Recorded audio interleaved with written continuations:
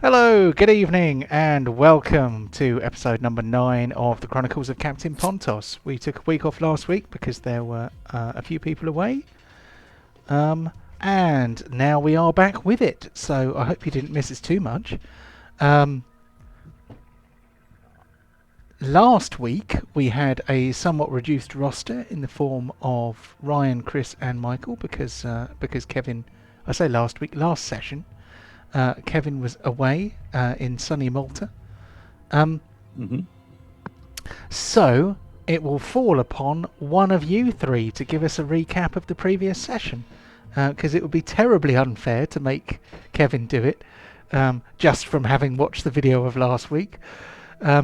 Although from the chat in Discord earlier, I have a feeling he has quite a good grasp of what happened last week. Almost as if I made notes anyway. Just so I've got it all in my journal without any gaps. Who wants to volunteer? Anybody? Oh, very good. Okay, go ahead, Michael. Take it away. 'Tis an I. Well, Boran and his motley crew of sidekicks went into the elf city, discovered that the reason why the humans were doing so poorly, economically speaking, was that they were being overtaxed on their products via the evil mayor.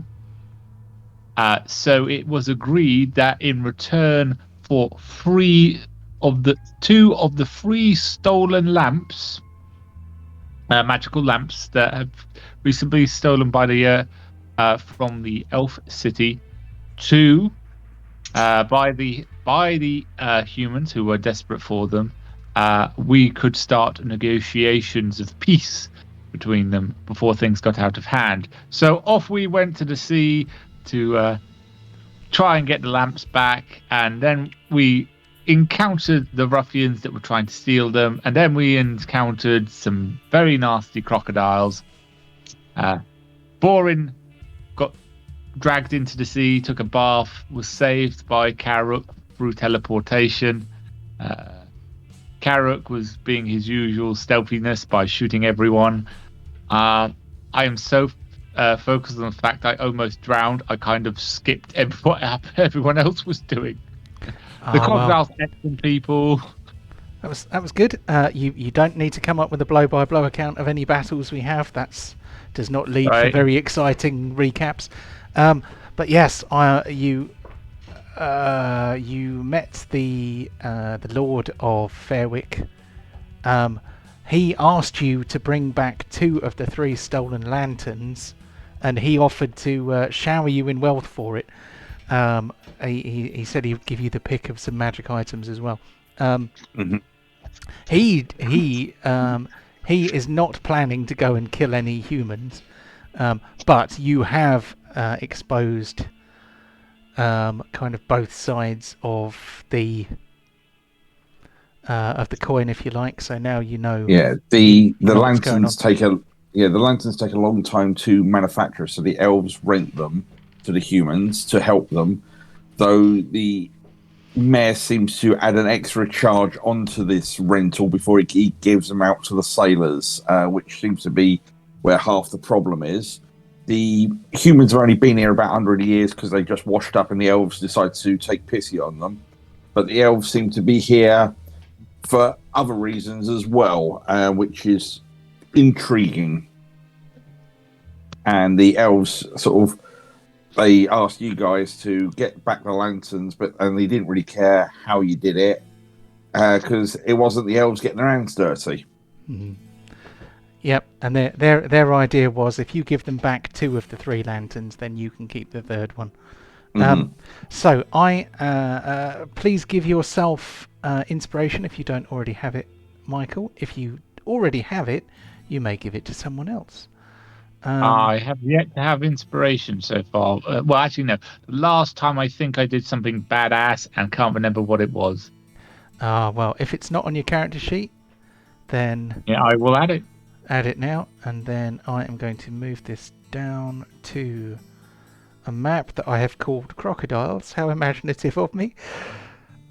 We were in fact mid-battle.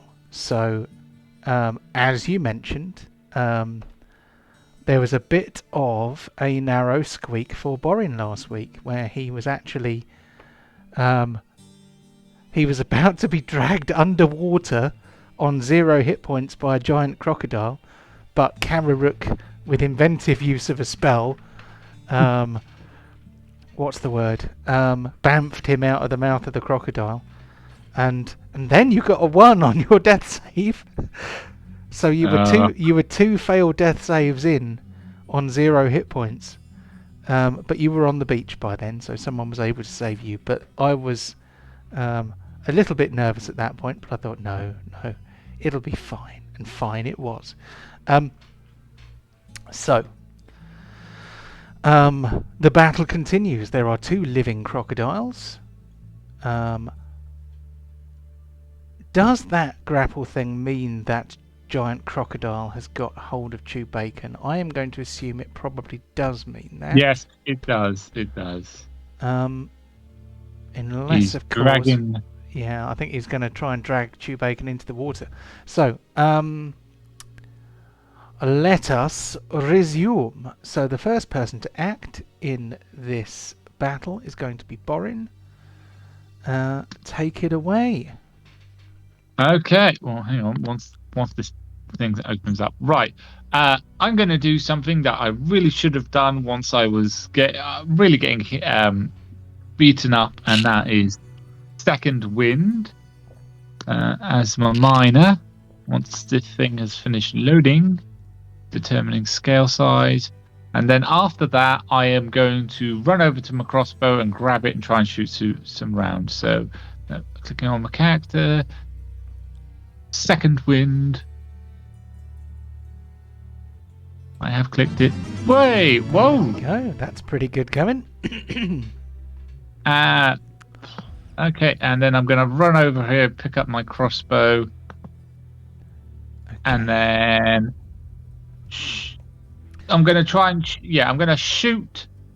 I'm going to shoot the. Oh, hold your horses there, yeah, Pilgrim. Yeah. I am going to get you to give me a dexterity check to scoop up your crossbow, because you are pegging it across the sand, and you're grabbing your crossbow, and then you want to shoot it as well. So we definitely want a dexterity roll to pick it up. Okay, dexterity save. Not a save, but I mean it probably doesn't make any difference. Just click on dex. In skill checks, acrobatics, deception. No, just dexterity. Just click on dexterity on your character sheet. Oh yeah, in my character sheet. Yeah. Hang on. Yeah. Gotta open it up. I think you might be able to do it under skill rolls as well, but I cannot remember, Captain. So I think that was nearly as good as you can get. There we go. Oh, I mean, I was hoping for slightly better than that, but I was going to give you even odds, so I think you did it. So you scoop up your crossbow off the sand. You may shoot. I am going to shoot the crocodile that almost drowned me. That's this one here, I think. It is indeed. Okay, I think because there's the prow of a boat in the way, and he's kind of partly obscured by a tree, he is going to have... How much cover is he going to have? It's either going to be half or 3/4. Oh. Discord! Thank you, Discord! Right. How big is the boat? Because obviously prow's curve. Well... And he's under the tree, so I mean, it's the pointy bit here, which is, I mean, that's not the prow, is it? I don't even know what you call that bit. What do you call that bit? That's the prow, isn't it? Or is the prow? That's the prow. But anyway, I'm going to give him half cover because because there's a tree between you and him as well. So he gets half cover. You get to take a shot. Yes. Okay, you have shot the crocodile. And I'm yelling, that's for nearly drowning me on the second day in a row. I hate this island. So I'm going to pop this giant crocodile up here next to the other dead ones. I can't really. Where are all the humans gone? Are they on the? There's 2 up here. Are they all... There's 1 on the boat. This one here's dead. Okay, I've really used up everything. I can't really do anything else. I'll just leave it to you. Cool. Everyone else. Okay, that crocodile obviously doesn't get his turn, but this one over here does. So I need to open up this crocodile's character sheet because it's been 2 weeks and I can't remember what crocodiles do. Right, so they get to take 2 attacks. It can't bite anything else because it's currently biting... John. Yes? On Discord, all it shows is your logo. There's no... Okay. There you go. And now you're back. That's better. So, technically you guys don't need to see that bit, but... So long as the people watching do. I wasn't sure how it linked with what's recorded. That's all I was saying. Yeah. OBS records directly off my camera, and there's a couple of screen caps on that page. But anyway, so this giant crocodile already has its teeth in Chew Bacon, so it cannot bite anything else, but it is going to try and bite Chew Bacon. It can then smack with its tail, but it can't smack the thing with its tail that's in its mouth. Otherwise it would have to bend double. So he gets to attack Chew Bacon with advantage because he is grappled. And probably restrained as well. Chomp! Ow! Oh, so. So that was a fairly hefty chomp. Oh dear. Then young Master Crocodile is going to try and whip somebody with his tail. So he has a choice of Kararook and Pontos. I think Kararook is going to be closest to his tail. Because Pontos is sort of in the middle. He's going to have to kind of wheel around and whip with his tail. So he is going to try and whip Kararook with his tail. Let's see how he does. Oh! He has knocked down Kararook. Oh dear. Before that happens, I'm going to use my funky torch. Oh, okay. On, open up. I'll big it in the chat and I'll do me thing.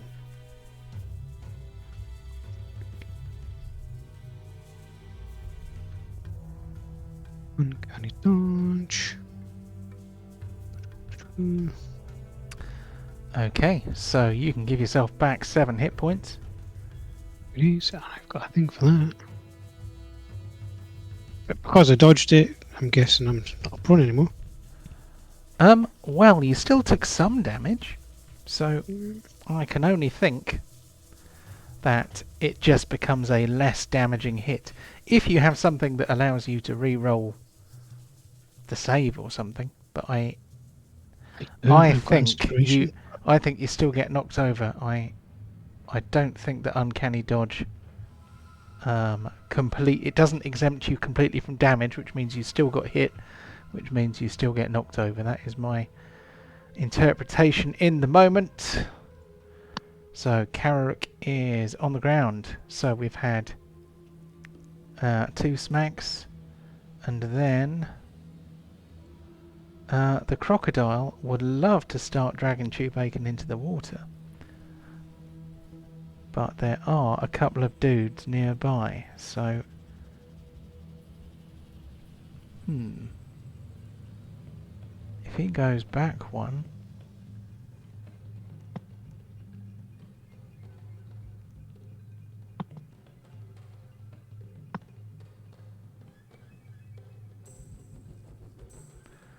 I think he would be looking at attacks of opportunity, but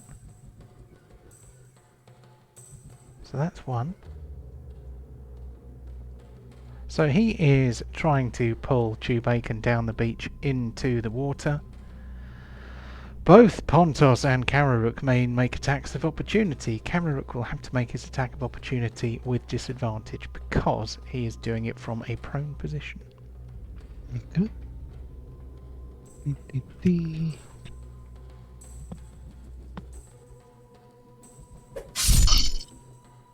Very good. You just rolled an 8 to get that 18.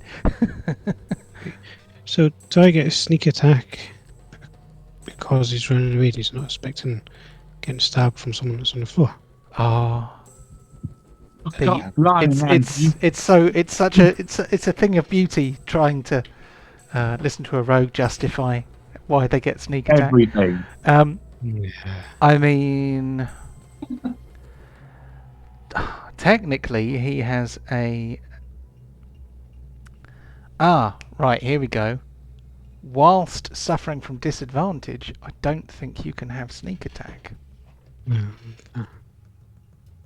It was worth a try. It was certainly worth a try. You got him anyway. Let's see. Yeah. 6 plus 5 plus 4 plus 2. Yeah, still a hit. So the crocodile is quite badly hurt. I'm just going to see whether he's got any movement left. I don't really want to take your pig away, but... Okay, so he moved back 10 feet, I think. He has another 5 feet he can go. When he starts swimming, we'll be in trouble. So, on to Pontos. Chewbacon, of course, may try to escape the grapple. DC 16. What do I have to roll, sorry? If you roll... dun dun dun. So, I'm just going to quickly put the conditions in the chat. So, grappled basically just means you can't move. Restrained also means you can't move. Attacks against you have advantage. Creature has disadvantage on dexterity saving throws. So, if you want to break free, I think you need to use your action to do either... it's not a save when you're trying to escape, is it? It's like a skill or ability roll, isn't it? So you either need to do athletics or acrobatics, and you need to beat a DC 16 to escape.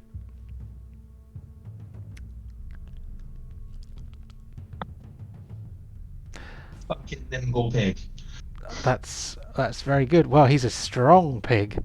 Okay, so Chewbacon manages to escape from the crocodile's jaws. I don't know what he does. What does he do? He's going to jab him in the eye with his other tusk. Makes sense. Okay, so Chewbacon twists around and stabs the crocodile in the eye with his tusk, and the crocodile opens up his snappy jaws, and so Chewbacon is actually free to move. Chewbacon can obviously move away from the crocodile, but in doing so, he may incur an attack of opportunity. So it is up to you. He can stay. Oh, he can't attack, can he? He has used his action, so he cannot attack. Can I charge onto... Can I mount Chewbacon while he's stood in the water? So it costs you half of your movement to mount a steed. He is kind of hard, you know. He's probably got water up to his I don't know, maybe his shoulder, maybe a bit lower than his shoulder. He's kind of in the water, but he's got his feet in the sand, so he's not floating, he's not swimming. You can mount him if you like. I think it will cost you your entire movement to do it. Fine. I just plan to be alive long enough to cause a problem. Right, and I'm going to beat him. Beat him within an inch of his life. Oh no! The flaming great axe is blunt. Oh. Oh dear. So I am going to put a reminder by putting that thumbs down on you. So when the miscellaneous box pops up, Way! Pontos got how you. I mean, yes, but where's the -1? Does the -1 make a difference? Actually, no. Yeah, I'm 29. Yes, and it would still have been a crit because the crit is based on your dice roll, not on the final result. And the negative modifier would have been on the result of the dice roll, not on what was actually on the dice. Okay. So Pontos has climbed on his somewhat waterlogged companion and killed the crocodile. The crocodiles be dead. Easy. Right. Well, I'm gonna go. First things first. I'm gonna go. Whilst crossbow raised, you two over here now with the rest of next to your dead captain. We're having a talk. Oh no! Don't kill us! I said we're talking. Didn't say anything about killing you. Well, I did just watch you kill some crocodiles. So they kind of mooch over a little bit sullenly. They visibly wince when they look at these two lanterns here. I'm trying to remember what happened to these lanterns. They are definitely damaged, though. How did they get damaged? Does anyone remember? Oh, I charged into one. Yep, okay. Yes, so these lanterns, I don't know. Oh, we're not, some not of the giving the broken one back. Some of the metal parts are kind of bent out of shape. There's a few little glass panes which appear to be cracked or broken. They might be crystal, not glass. It's difficult to tell. These are obviously quite elaborate devices now you see them close up.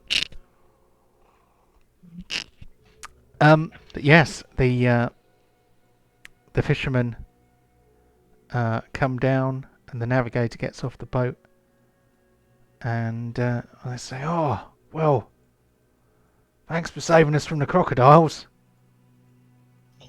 It was handy that you came by." Yeah. Right. Okay. I'm not quite sure how we're gonna. Where's Char? Oh, I forgot all about Char. Sorry, Kevin. So, I can't remember what excuse we made for Char, but he can fly down out of the air if he wishes. I think he would probably. I don't know why you came out without all your hit points. I believe the reasoning was after fighting that aquatic bint, I was a little bit filthy and all that kind of stuff. So I was just going off to get clean and get some peace and quiet for a little while. I think that was the general kind of excuse. Cool.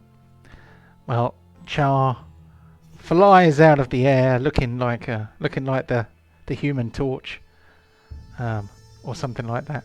No, not the Human Torch, because the Human Torch is all on fire and only bits of you are on fire. A genie. He flies out of the air looking like a fiery genie type, and then you are all together. Look at the state of you guys. Can't you just do a simple job without me? I beg your pardon, I think we did alright there. Well, what are you doing? Are you just trying to work in your suntan, Carrick? I am. lying down over there. I've gone a bit pale. I need a bit of tan on me. Anyway, what's been going on here? Why are there so many corpses everywhere? Okay, do we have to go everything over one by one, or can we just say we've explained it to him whilst we... Up to you, really. I mean, you can certainly fill Char in on what has gone before. We could do like, okay, so Char, this is what happened. Flashback. And then then everyone was dead and the that's beach what we was got covered in here. blood. Okay, I don't know why you needed those 300 hamsters, but anyway, Borin.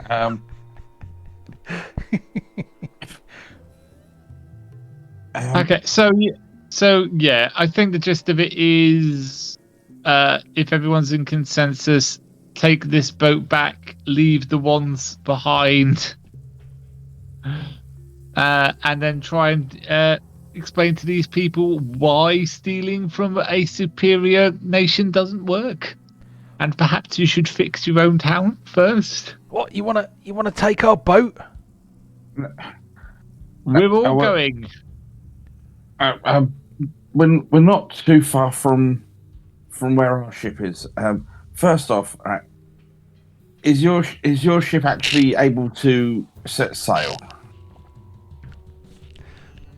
Well, yeah, our ship's fine. It was just us that came under attack from these accursed giant sea crocodiles.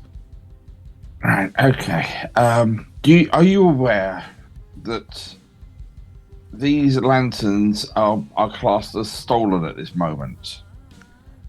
He looks at his shoes. Well, Okay. So we might have taken them. I mean, we found them, didn't we, You lads? found- Yeah, we found them. Right. We thought it Okay. would be a terrible shame these beautiful lanterns going to waste when. Okay, no. Okay, look at your dead captain, then look at my face. Look at your dead captain, then look back at my face. Yes, there Unless are you- similarities. Unless you I'm cocking a crossbow if he makes that real comment for real. If you want to make me mad and tell another lie, that's what you're going to look like. Well, I mean, but winter's coming and we haven't got a lantern and we can't afford to have another boat damaged by dire angler fish. We need to catch some fish. We've got taxes to pay. I understand that. I'm just trying to catch up on all the details here first. Right. You acquired these lanterns. However, we will leave that at this time. You say you couldn't afford the normal cost to get them in Arrowside, you say? Well, there's only a certain number, so and it's madness. It's very dangerous to try and fish without them in these waters. Yes, that I can understand. And well, you know, Mayor Spaulding, he's not very generous when it comes to handouts, and you know we. Okay, I get the pitch here. Well, for the moment, as I said, these lanterns are classed as stolen by the elves of Fairwick. So, at least be grateful that it was us that found you, because I believe the elves may have been a little bit more trigger happy if they'd come across you. Or He's gone. He's back. okay. Or at least the elves would have let the crocs do all of the work and sat back and watch. So be grateful for that. In that Oh, we are grateful. Yes. Yes. In that generosity, they have... Oh, sorry. So, for now, my colleagues are going to take these lanterns back to their rightful owners. You need to consider yourself lucky that you still have the ability to set sail and try and keep close to the shore where I think those anglerfish don't reside and get back to Arrowtide and see if you can join up with one of the fleets or maybe share a lantern or something. Well, hang on. That wasn't the plan to go with them and sort out the mayor, and then we have one of them. We have our own ship in Fairwick, so we need. Well, if these lot do a runner, if they do a runner, we've got the lanterns. Oh, sorry. I thought they were taking one of them with them. Yes, but in the elves. Okay, we'll take the lantern with them. Yeah, we will take the lanterns. You can go back to Arrowtide to see if there is a fleet you can pair up with and see if you can share, utilize lanterns between yourselves. And we will see if the elves are willing to release any additional lanterns to Arrowtide, just to keep them appeased more than anything. I might be lying on that. That doesn't. Again, I don't think that solves the problem. The problem is it isn't. The elves have been generous enough to give them one of the 3 lanterns that they stole. No, absolutely not. That's not what happened. No. I'm going to stand up and say, hey, we're not giving anyone. No, Michael. They said this. John told you this multiple times at the last session. The 3 lanterns, the ones that are there, we take them back to the elves. We get to keep one of them after. The humans don't get any of them. Yeah, okay. Sorry, I thought we were going to give one to show, this isn't the way to do things. No. You'd be rewarding the criminals then. But anyway, no. The Lord of Fairwick said if you bring, basically he wanted 2 out of 3 of them back, and the last one you could have. So if we gave one of them to the humans and took 2 back, we wouldn't have one, mate. Yeah, we're not giving anyone our lanterns. So let's pick all 3 lanterns up and head back to Fairwick. Okay. And we'll say to these guys, we're coming back into town in a little bit. Get them here. We need to have a chat with them. And it'll be a benefit of you. Well, so the Arrowtiders depart. Luckily, it is daytime, so they are not likely to come a cropper with the dire anglerfishes at the moment, because they swarm by night. In the meantime, you return to... Let me get you on the map. So, thieves. I'm going to strike that from the map. If I can work out where the writing is. There it is. Ping. And then you can travel back to Fairwick. Well, you're not too far from Fairwick Port, which is actually where your boat is, but presumably you will wish to speak to the Lord of Fairwick. Yes, please. Yes. So you travel inland some way and return to Fairwick, where you are. You are intercepted first of all by well-meaning elves that kind of divert you away from the central chambers.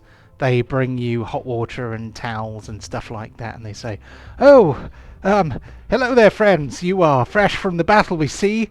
They look with a bit of dismay at the somewhat damaged lanterns, and they clean you up, or they leave you with the means to clean yourselves up if you do not wish to be washed by an elf. That's entirely up to you.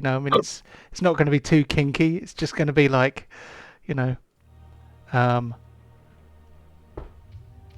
spit on this hanky sort of thing.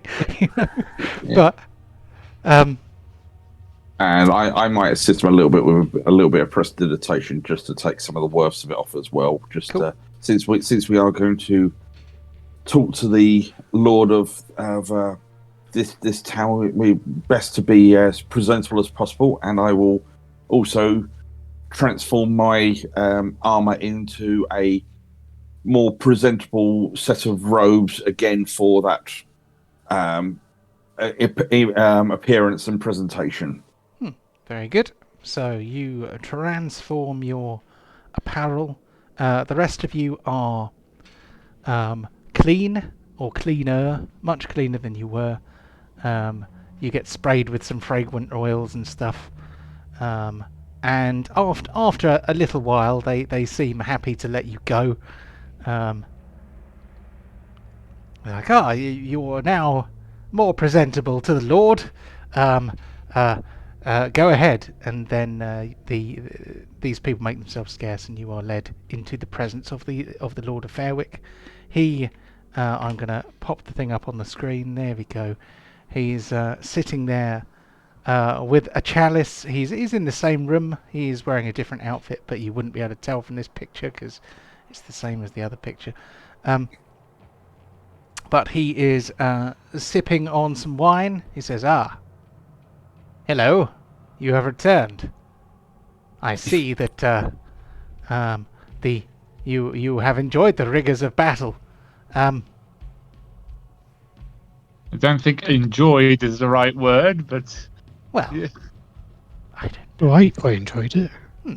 Yes. Well, we intercepted the humans as they were ashore. They were being beset by some of the local creatures. We were able to deal with those, and we have recovered the 3 lanterns as you requested. Did any of the giant crocodiles survive?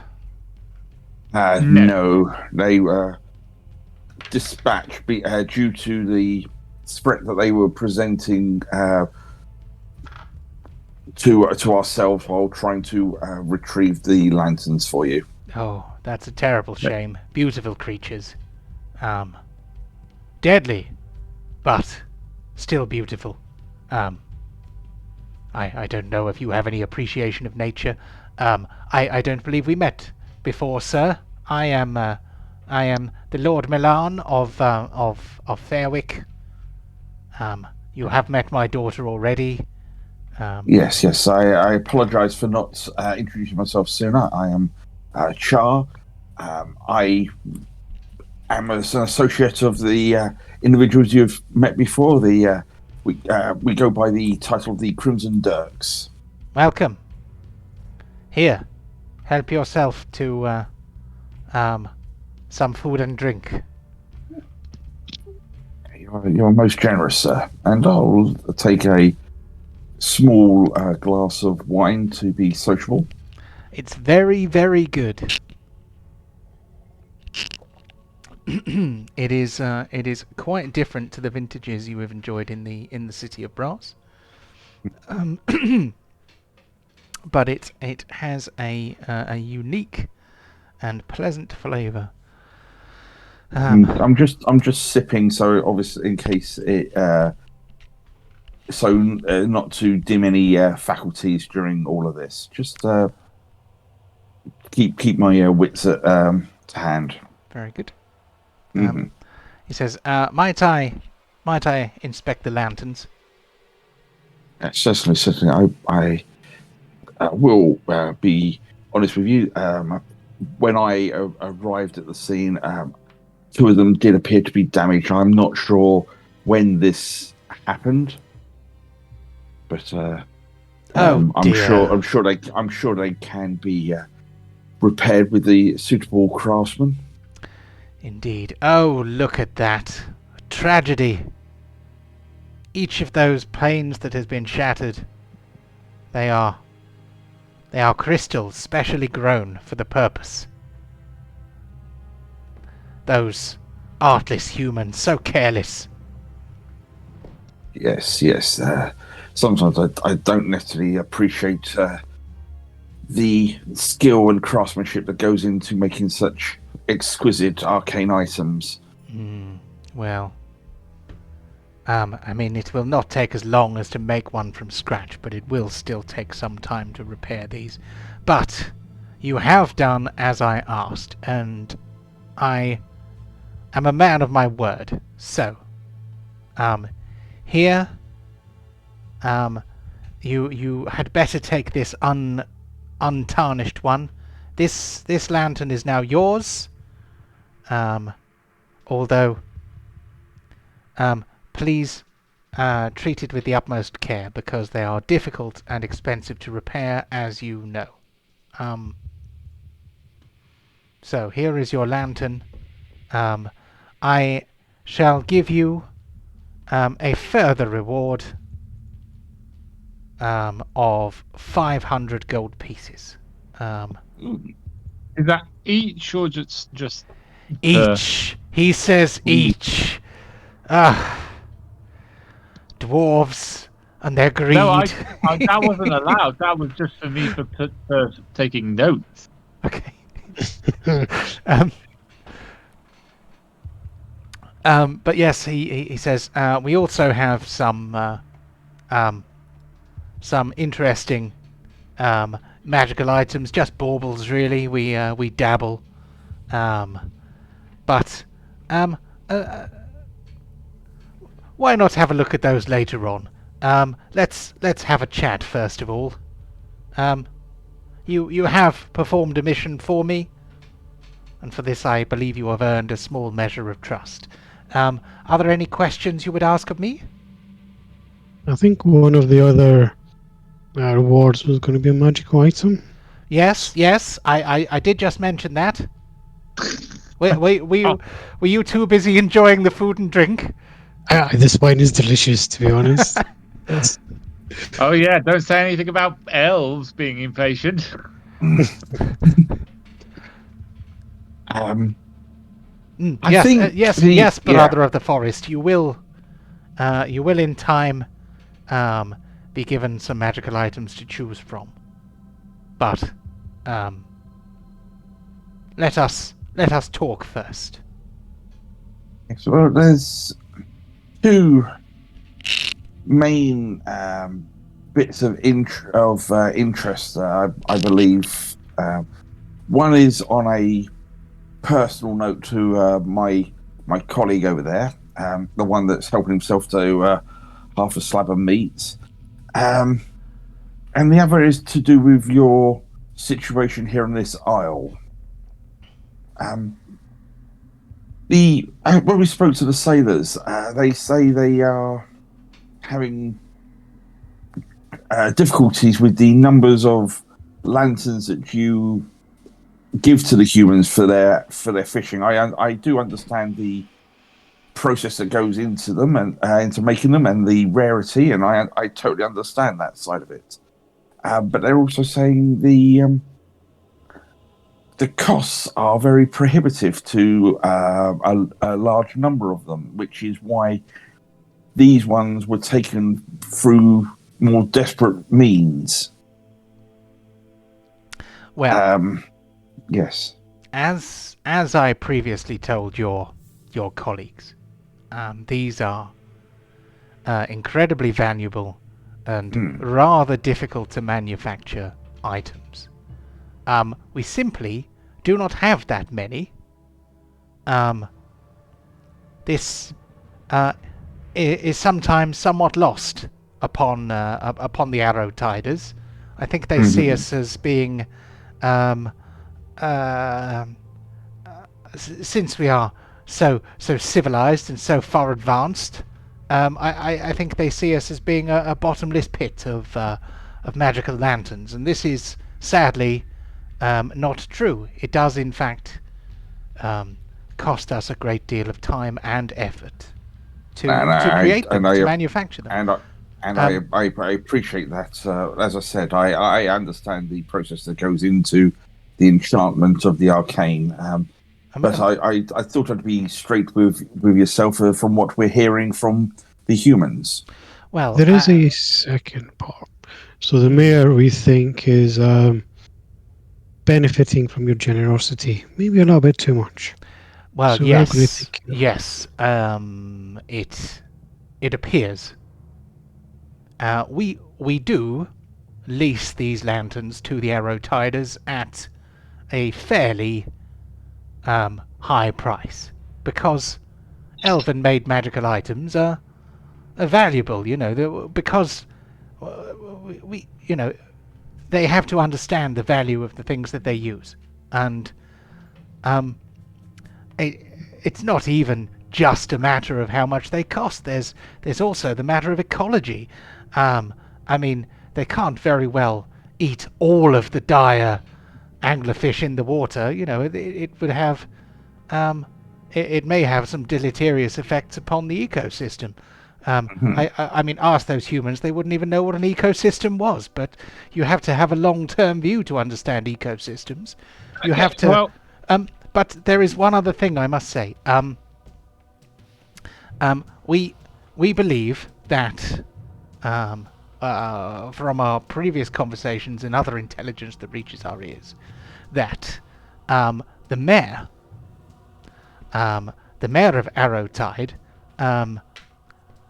pays the lease on the lanterns to us, but we believe that he also passes that cost on to his people, and also charges them a tithe in the things that they catch, and so perhaps the belief among the people that we charge a huge amount for our lanterns. Yes, they're expensive, but they shouldn't be so expensive as to destitute crews of fishing boats. They should should easily be able to make a living.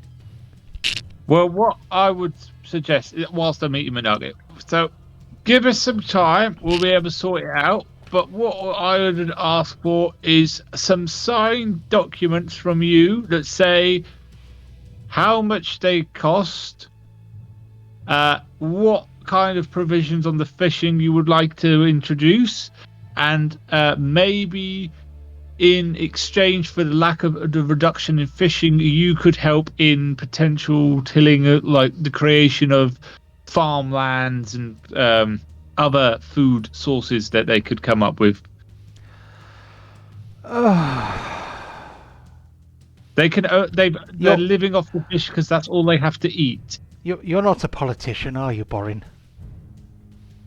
Do you know what? The first thing you asked, which was a document, laying out the actual cost to the Arrowtiders for the lease of the lanterns, if that were to fall into the hands of the populace of Arrowtide, do you know how popular that would make me with Mayor Spaulding?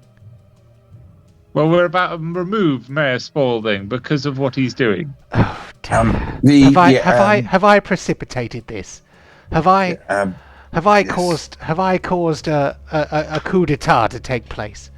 Oh, all we want is a bit of peace and quiet. I don't want the Arrowtiders at war with us or each other.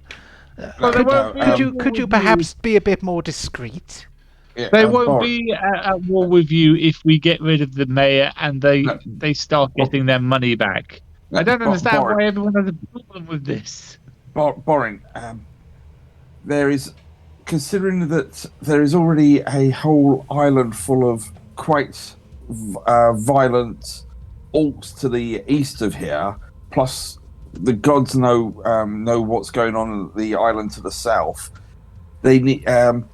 Yes, I agree from what we're hearing here that the mayor needs to be replaced. But there are means and ways. Publicly showing the contracts and agreements with Arrowtide and Fairwick for these lanterns. A lot of the locals wouldn't necessarily understand the details of that, the language and the values going round. What we need to look at is we need to find who can replace Mayor Spaulding and or speak to him and see if we can get him to see reason. We just going in there and saying we will replace is maybe that could be option C, but there might be stages in between first. We just need to be more careful. Let's go and kill him. What was that? Let's just go and kill him. That's what I've been saying. So one. Well, I'm not a human. I'm not an elf. Oh, I'm not a high elf. Well, Don't belong to this island.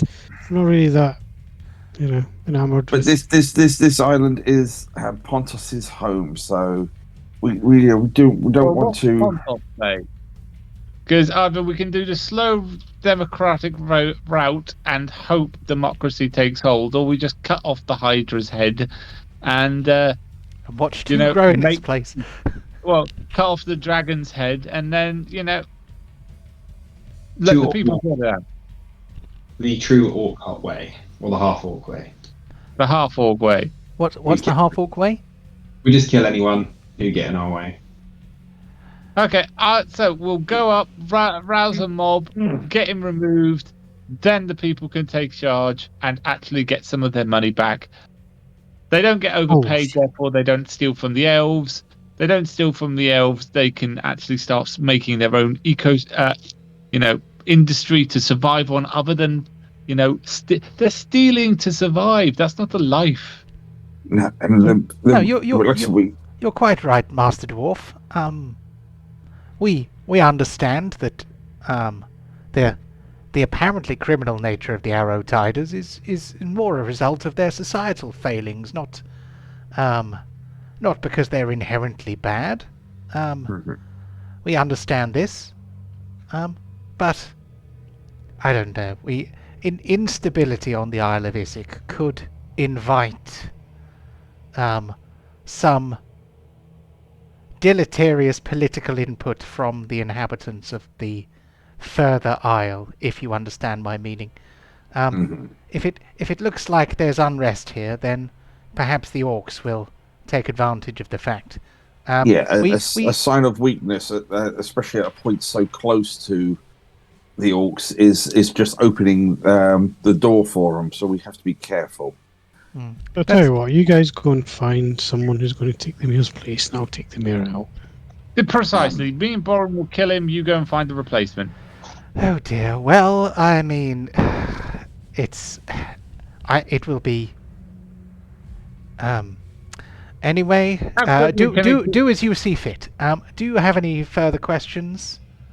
Nope. Well, no? the other question I had, my lord, was if you had any knowledge of what was going on the Isle of Thrall, really, with these orcs. We've heard rumours of a powerful captain that seems to be uniting and leading them. Yes, I have heard that the orc pirates are growing somewhat in strength. They too were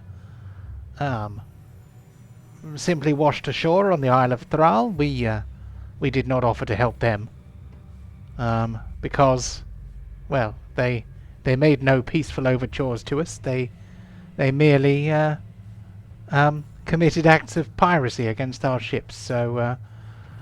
So we do not have diplomatic relations with them, shall we say? It was more if you had any information you could pass on to us, because my half-orc colleague here, he's heard rumours about them and wants to try and resolve the issues going on there, if at all possible. He's quite eager for that fight, if we can make sure it's in our favour. Well, we hear that they are master alchemists and have come up with some rather interesting applications of explosive powders and the like. They've been doing rather well with ballistics, we hear. Still, do you believe? Sorry, do you believe this is from other sources, or this is actually them? Are they being nefariously aided by magic or something? Well, I don't think there's anything magic about it. I think they're just beginning to master the natural sciences, which is rather impressive given given that they're orcs. They never showed much interest in science and development before. But Yeah, this is just so wrong in Borin's head. Smart orcs is not like normal. well, we each of us stand on the shoulders of those who have gone before us. This even takes place in less civilized races. Still, it is in fact in some ways the shorter-lived races that advance their societies the most quickly. What you may notice about elves is that we do not reproduce very quickly and we live very long lives. So not very many people around to stand on their shoulders. So the shorter lives motivate them, I assume. Yes, perhaps. Yes. There is. There may be another thing that you can do for me. Doesn't have to be immediately. What do you need? Well, you may remember that I mentioned there is an ancient duty that our society performs. We are not here merely by a whim. We are in fact an outpost on the lookout for the return of a dire threat to the world. So, let me ask you a question. Have you heard of the ancient human civilization of the Netherrill? No, I have not. Oh. Very well. Can I make a history roll? You certainly can. I'm not great at it, but worth a punt. No, I don't know. I don't know much about the ancient history of this realm. Okay. So this has actually come up previously in the campaign, so you may you may simply remember. Now I know, but Char doesn't. Well, let me tell you a little bit about them then. The hundreds of years ago, possibly thousands by now, the last great human civilization, the Netherese, they were an empire of powerful human spellcasters. Now the humans look back upon the Netherese as if their world-spanning magical empire was something to be proud of. However, we elves know better. The power of the Netherese corrupted them. They were so powerful. They made mountains into floating cities, and when they wanted to go somewhere else, their city went there. So the Netherese civilization, such enormous power. The race of man is particularly susceptible to corruption. All-powerful humans like the Netherese might as well have been the devils themselves. However, one of these floating Netherese cities was called Thultanar. Sorry, I've said that wrong. Thultanthar. This Netherese city was believed to have been built by a great wizard, an arch-wizard, who was interested in the Shadow Realm, the Shadow Fell, sometimes called.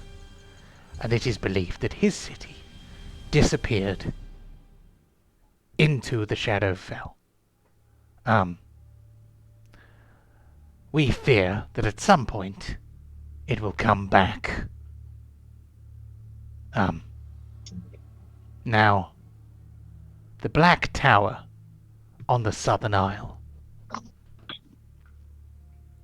maybe some kind of way station for transferring Netherese artifacts into the Shadowfell. And the last thing we want is any terrifying shadow creatures coming into this realm.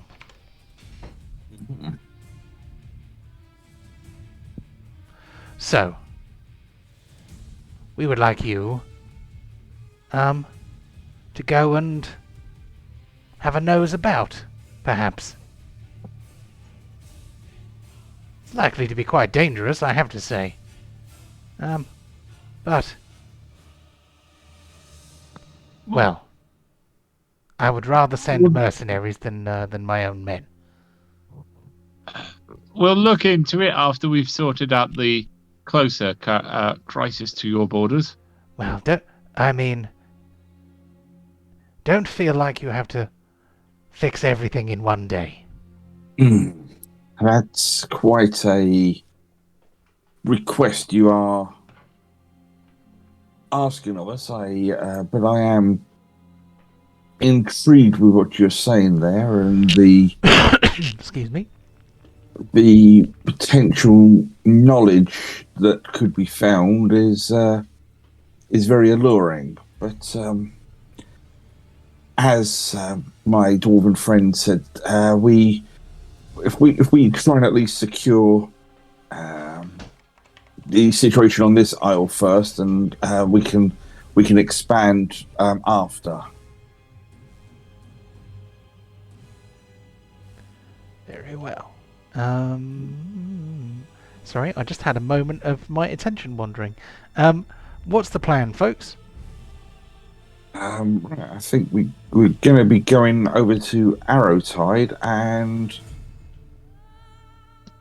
we might want to have a discussion of what we're going to do here. I know Borin and Karuk want to seem to go Route 1 here, which there's implications with that. Well, we could see if we can stealthily kill him first. But it's still the replacement after. That's the bit I'm concerned about. But yeah, regardless, we can be having this discussion as we're sailing around the edge of the island and getting back to Arrowside.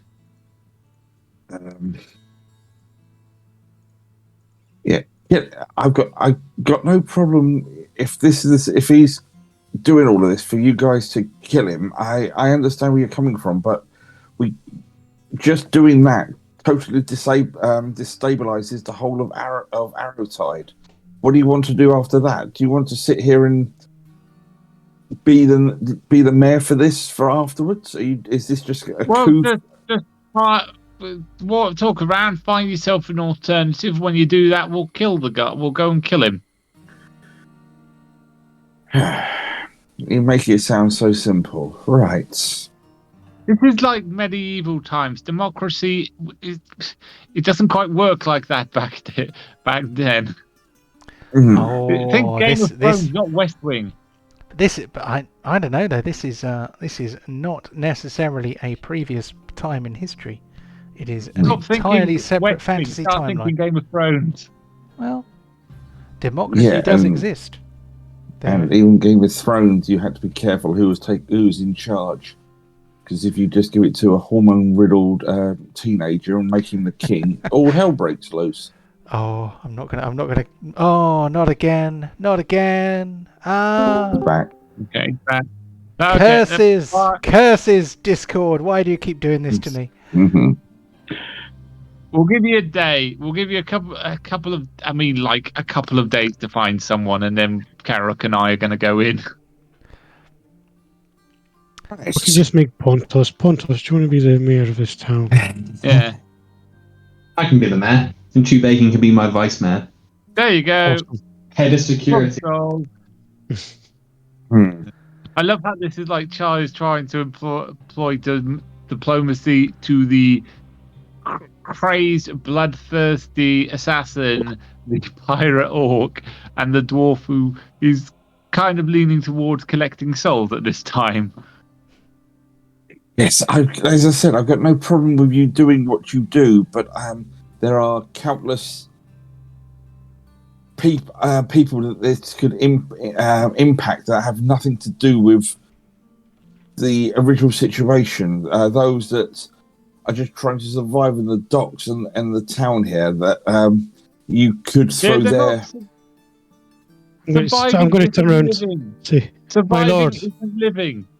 my lord. As you can see, there's still some debate to go on.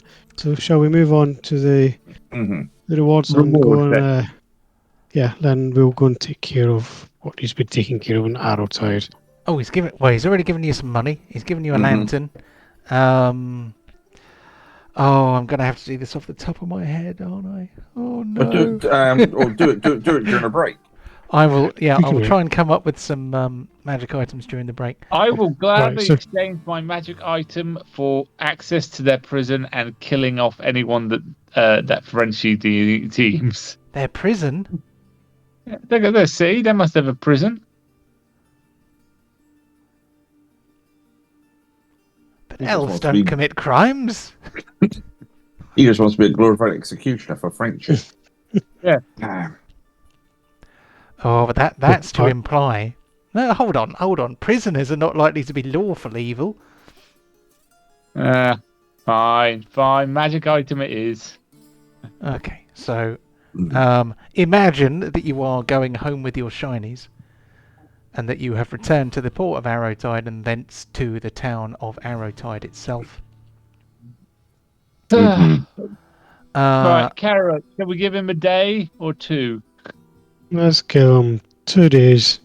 2 days. Char, find your political candidate in 2 days. So, thank you very much. You just enjoy the local bar and don't get arrested too much. Okay. Right. So much for politics. The DM thinks, let's put some politics in this one. No, politics must be fixed with murder. John, I'm trying here, mate. I know. Oh well. Only the Yuki system works to You've say. joined the wrong group if you want to do that. There's definitely. Oh, I don't know. Nate would have been up for politics. We're not. We're not as far as murder hobos, but at least we've given you a couple of days and discussed it.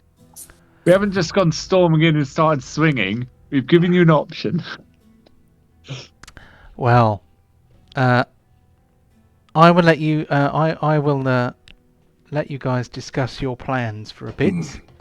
If you want to speak to anybody, let me know, and we shall rustle them up. If they get Frenchie's seal of approval, that's my vote for them. Okay, that's a good way to filter them out. So if Frenchie wants their soul, then they're a fit candidate. They're an unfit candidate. Oh, okay. Yeah. Is that acceptable for you? So if they're chaotic evil, that's perfectly fine by you because Frenchie doesn't want their soul. Right, I got you. Okay, I can give you lawful evil. That's the best I can do. I'm sorry. I can. That's me out of game joking there, mate. Don't worry. Okay. I think they would have horns or something on their head if they were that far. But yeah, okay. Go. That's the problem with evil people. They look just like everybody else. Eric and I are playing cards, and every now and then Char comes up with somebody. I look at Frenchie and just say, nope. Next one. But I'm just still going through here.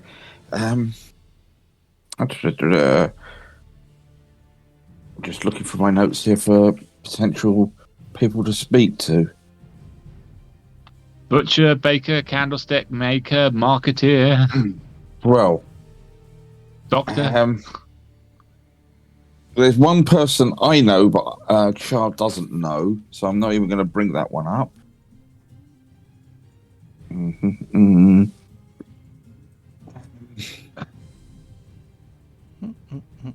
the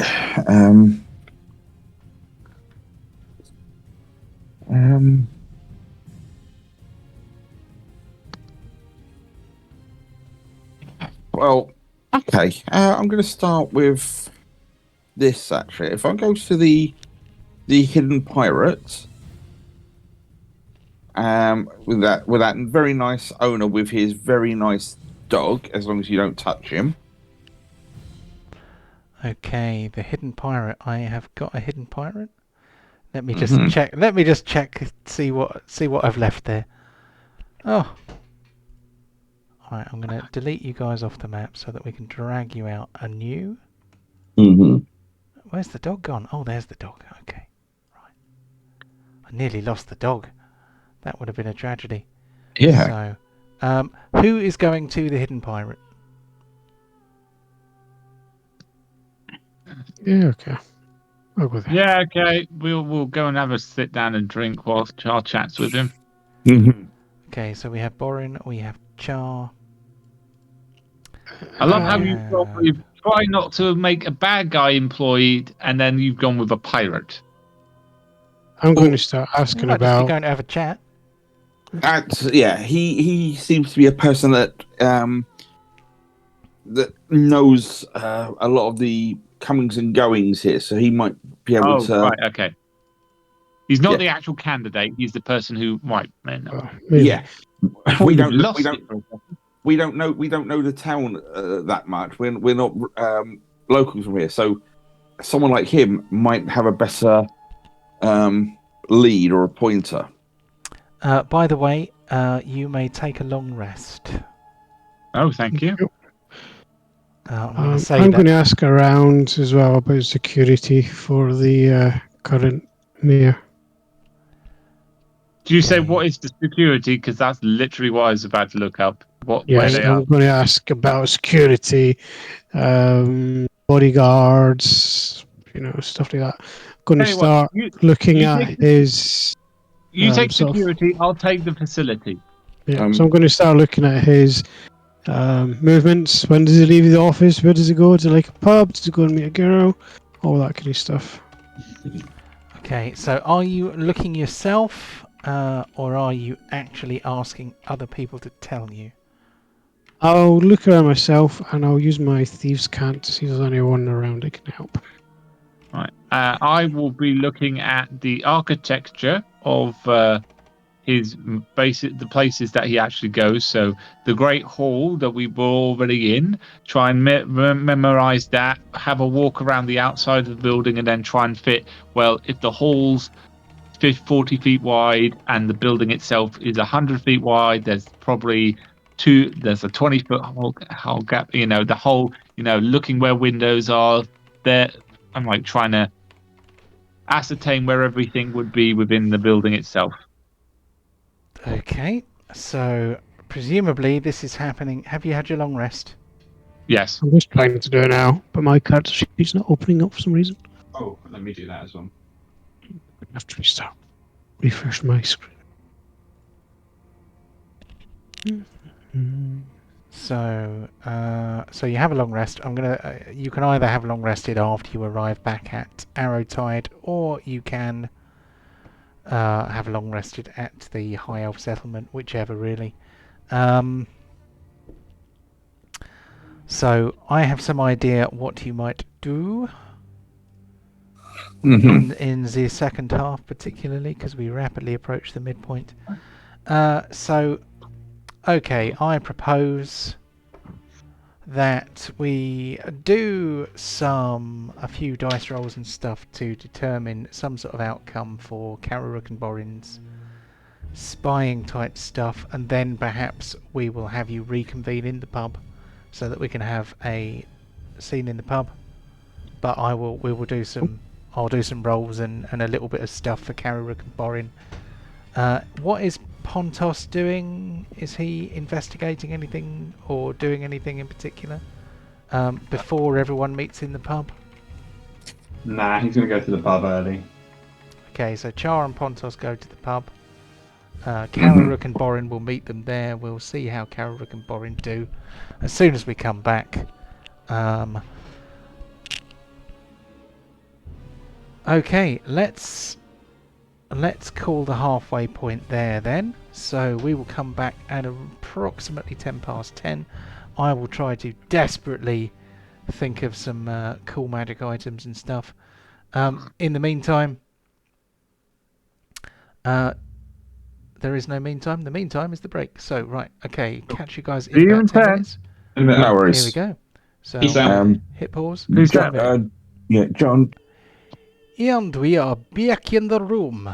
I am going to hit the back button there, and then I'm going to hit this button here. Here we go. And as usual, it has helpfully started up the slideshow, which we don't want yet. I've won that one. There we go. You may well have done. In fact, yes, you have. I didn't have a chance to do it. I wasn't even there. Yeah. You should have said. You should have said. I want in on this fight for one round. I actually managed to get RPG this last turn because you weren't. So we are back in the room. We are ready for part 2. We are back slightly later than planned because I had to come up with some magical items on the fly, which I shall read to you now. You may decide between you. These are literally invented by me. Oh. So, and I have not particularly flavoured these for any of you. So it's not the case. It's not the case that I've gone, this one's for Char, this one's for Borin. That it was not my intention at all. I have simply made up 4 magic items off the top of my head. So, perhaps these arrive in some kind of package from Fairwick, and as you open it, 4 items are inside. It's a bomb. The first item is a beautiful jeweled ring. The setting of the ring rotates slightly, and that triggers the effect of the ring. This is a ring of blink. So you may, as a... I'm going to say that you can do this as a bonus action. As a bonus action, you may trigger the magic item, which allows you to cast the spell Blink. I think the spell Blink does in fact take an action, but because you have a magical item that is imbued with that spell, it is a magical item. It is a bonus action to activate the magic item, which then casts the spell Blink for you, basically. You may cast the spell Blink once per long rest with the Ring of Blink. That is item number 1. Item number 2 is the +2 Dagger of Return. This dagger is a +2 dagger in all respects, except when you throw the dagger, hit or miss, it returns to its sheath once per round. Ooh. So if you have 2 attacks and you throw it a second time, it doesn't come back the second time, but it comes back the first time. The third item, now I decided that I wanted to go a bit silly with the next 2, so item number 3, the Chalice of Friendship. When 2 creatures drink from the chalice, a subtle magical effect helps to create understanding between them. Persuasion rolls between them are taken at advantage. So basically, if you own this item and you drink out of it and you get someone else to drink out of it, you will have advantage if you try to perform friendly social checks on them. The chalice also neutralizes poison in any fluid placed within it. The gems set into it glow a pinkish colour when this happens. So if you pour a poisoned drink into it, and it will magically neutralise the poison. It will also, at the same time, tell you that the drink was poisoned, because there is a visual effect when poison is placed within it. Number 4, and I was reaching a bit by this time, but I have come up with 4 magical items in 15 minutes, so, you know, I don't think that's too bad. The 4th one is the handkerchief of wistful remembrances. When wafted under the nose of a creature, they are momentarily stunned as they remember a lost love from their past, as their olfactory memory is magically stimulated. So, I think that is probably going to be a DC 15 wisdom save on subsequent turns to end the effect. So basically, and I don't know how many times a day you could use that. I think that's probably another once per day jobber. In fact, It's chloroform. Basically, we have chloroform. sort of, except they kind of go. That just sounds like something Carrie would have, just as an assassin. Speak up behind him. Cast the spell blink once per long rest. No, that should be once per day, not once per long rest. Okay, so you have 4 magical items. Any thoughts about who wants what? Anybody want to? Does anybody particularly want one of those? I'm quite tempted by the chalice. Okay. Unless anyone else wants that. I'm more tempted by the throwing dagger, because does anyone else throw weapons besides me? Well, Carrot could. He's obviously got a dex for it. I don't need to. I just shoot people. So I mean, I would take anything but the ring, because I've already got a ring. Can I have 2 rings? Well, it doesn't require attunement, so I don't see why you can't. I mean, I would take the ring because I could have some funny blinking into people and. Okay, so is Pontos taking the ring of blink? Yeah, that's fine. Cool. And you said you didn't. Sorry, go on. You said you didn't sound like you were tailoring it, but we still all managed to find our own each individual uses for them. Yeah. Carrie's got his chloroform. I don't know if I need it, to be honest. Pontos has got his blink, so he can just straight up get into combat with people.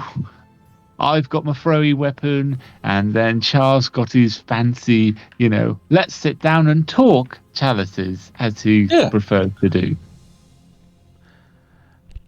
Yeah, I'll be back in about 5 minutes. I just got to go sort something out. And no worries, mate. Okay. Nothing wrong with trying to at least attempt to be civilized. If it fails, then I put the fireball down. There you go. Oh, we have lost our lineup of the videos, but that's fine. I'm not going to bother to change them again. Before I forget, the random scroll in your inventory is a scroll of speak with animals, because I randomly determined it, and that's what came up. What random scroll was this? Was that from the other week? Yeah, a few weeks ago. I think it was probably in the horde of the Melusina. One of the items that you got was a random level 1 scroll. Randomly determine Ed. That is a scroll of speak with animals. Okay. So I'll take that scroll and I'll give the hanky back to Charles, and I probably don't need this. I'm sneaking up as it is. Okay. So if you happy with that, Charles? Yeah. Okay. I've just got to remember not to use that to wipe my face. Yeah, Char stops to blow his nose and accidentally stuns himself while he thinks about. Oh, just lost Michael. Sorry. He's back. Oh, does this hanky smell of chloroform? I don't know. Let me smell it and see. Look at that. Sainsbury's Taste the Difference cookies. 300 calories each. Absolute carnage. Excellent. I didn't realise my face was so out of alignment. Yeah, you probably won't be able to straighten it up until. Wait till No, Pontos my back. face. Yeah, there we go. Okay. It will move again when. Yeah, I know. When Ryan comes back, but it's whatever. So who have I got? I have got Kararuk and I have Borin. They have plans. So Kararuk is the first one I wrote down. Kararuk is basically trying to get a pattern of life for Mayor Spalding by the sound of it. Yep. So are you're following him about, watching when he takes his tea breaks, where he goes, that sort of thing? Exactly. So we are going to have a couple of rolls, which I might do in secret, so that you are not entirely sure how successful you have been. Don't worry, man. If you've got a stealth check, you've got that in the bag. Yeah. Yeah, and as a heads up, I've got an inspiration just in case. Cool. Oh, so do I. So I am going to. I don't think this will pop up in that chat, but what I'm going to do is put your Whisper to GM on, and then I'm going to take a couple of rolls. No, you will see it. Curses. I know what to do. He said, "Oh my god, that is your stealth bonus." Wow. Very stealthy. Okay. Level 10 characters. I need to put a G in there, otherwise that is gonna... Everyone in the world will see it. So... Okay. So I'm gonna make a note of that. So that was... a stealth roll. The next thing I'm going to do on behalf of Kararuk is perception. Oh, you're not quite as perceptive, are you? So, that is also going to be a secret roll for me. Okay.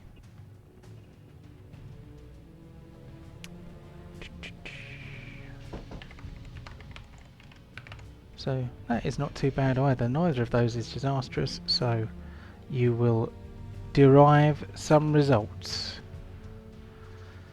Kararuk, so I will tell you some of what you find after we deal with Borin's architectural survey. So, Borin, who is... So Borin is... I think you said that you were going to go and look in windows and go and kind of nose about a bit to try and learn...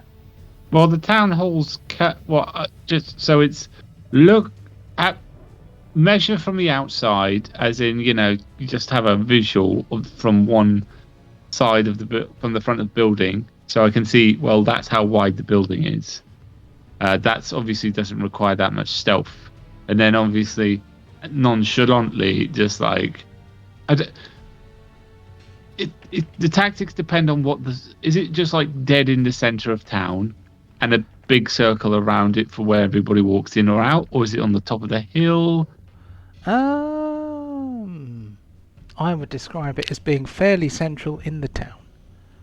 Well, is it ability for somebody to walk around it without, without obviously going down pathways or anything like that? It's a working building. I would say that there is a town square which the entrance goes from, so it's kind of out in the open. You can walk all the way around the building. There are kind of fairly narrow alleyways around the side that separate it from the nearby buildings. Okay. Oh, you are better at perception than Kararuk is. Okay, so that is very amusing.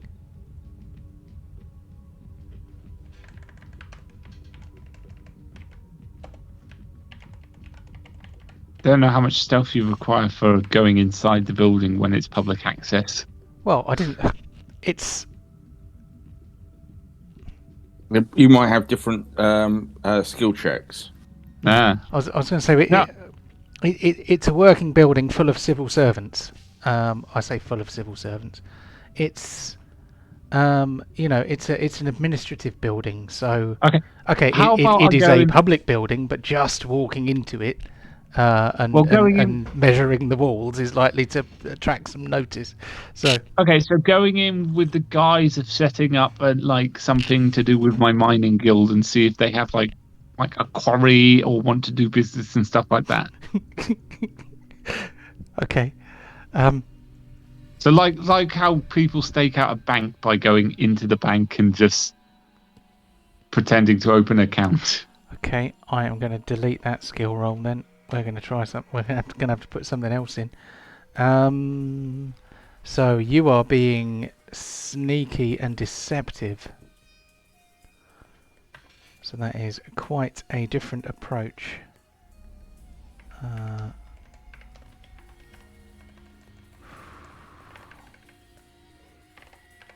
I'm sorry. I'm sorry. I've made this difficult, but it's very difficult to No, that's all right. to describe a strategy when you don't know what type of building it is. Well, it's Well, sorry. It's surroundings. Mm. If there was a pub on the opposite side, I would just drink there and look across. Well, you could do that. I mean, that you would definitely derive less information though, because you want I'll to go in. I'll go. you want to survey I'll the go architecture. In and talk. I'll go in and talk shop. Okay. I'm Ocean 12 in this. Okay. So or Ocean 2ing it. How many of us are? How many of us are in staking out this place? Ocean 5. We're Ocean 5ing it. I think so. So Borin is looking at the architecture, trying to learn about the building. In an effort to do so, he's going to go inside and talk about mining rights and that sort of thing. And Kararuk is sneaking about and trying to work out what Mayor Northcliffe Spalding does from day to day. So let me try and give you some information. Right, let's start with Kararuk. So Mayor Northcliffe Spalding is an early riser. He has quite a nice house in the richer area of the town, which is furthest from the dock. He walks on foot from his house at about 6:30 every morning to the town hall, where he busies himself with affairs of great import for anything up to 12 hours a day. He usually leaves work by about 6:30 or 7 o'clock, so actually it could be more than 12 hours.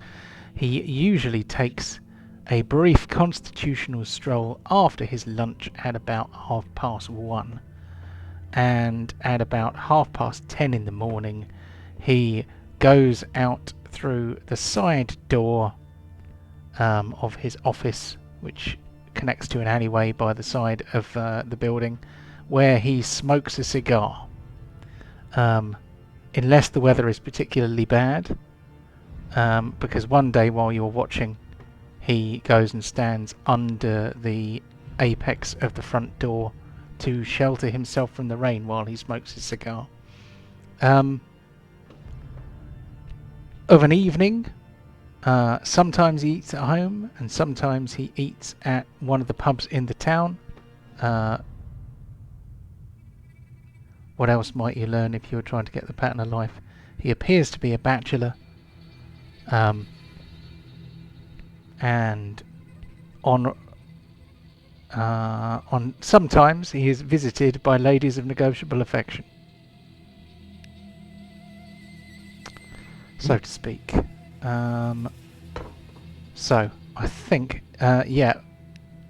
Kararuk is fairly confident that he was not spotted whilst doing this surveilling. I am steaming up my own glasses. Poisoning his cigar is my best suggestion so far. what the CIA tried to do for Castro. Yeah. Yeah, that's Because obviously we just can't walk up to him in the street to lop his head off. yeah. Let the Americans give Cuban poison cigars and wonder why it didn't work. So Borin enters the town hall and meets with civil servants to talk about the possibility of mining on the island of Issyk. They seem a bit. They're like, well, we don't currently have any mines. Yet potentially you could join a franchise of the mining guild. Well, what would we dig up? Well, first things first, we would need to send in a surveyor. I have the skills to do that for you. Oh. Then we would come back, tell you and your mayor what potential resources you have there, and then for a small portion of the profits, we would come over and set up a mine and begin the mining for you with skilled dwarven workers who are the most proficient and well-skilled miners on the planet. But where would they live? And well, that's the thing. We would obviously be, for the time being, we would be obviously setting up a small shanty camp at the mountains. But as we mine the resources, such as the stone, we would be able to build our own facilities. And as we expanded the mine, we would be able to turn it into our own hold. So we literally build our own housing. Okay, well, thank you very much, Mr. Coldfoot. I have all the documentation here. I will talk to the mayor about it as soon as an opportunity arises. Yes, we will get in touch with you as soon as he has made his decision. May I just say, personally, having walked these isles, you do have a variety of interesting minerals just on the beach. So who knows what you have in the heart of those two mountains? Gold, diamonds, but silver, the possibilities are endless, and the only way to find out is to dig. Well, and for that you need a door. That's true.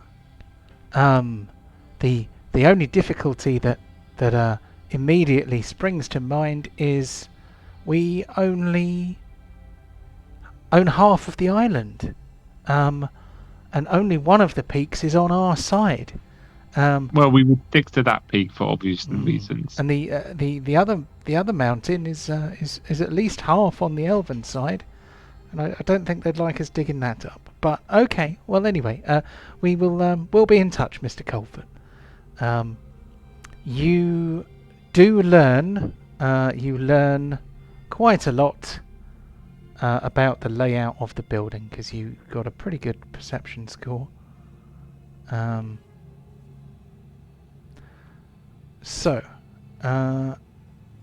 There we go. So that is what we said we would do with Karuruk and Borin. Dun dun dun dun.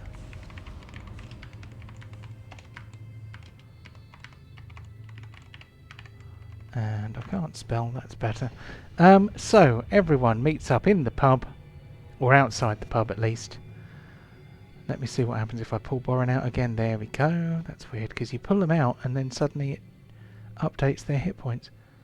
It's clever, but it's not entirely 100% thingy. That's Operation Thunderbolt for you. Okay, let's pull out Pontos again, and then suddenly his hit points will go up. No, they haven't. Pontos has not long rested. Let's go and push his buttons. Oh, me.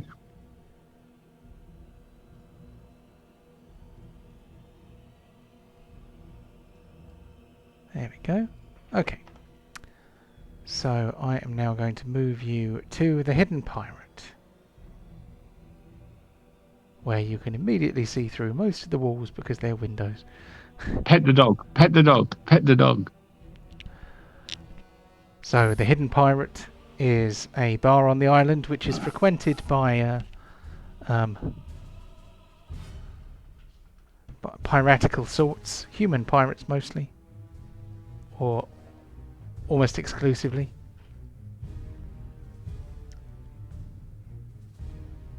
Okay, well, let's see.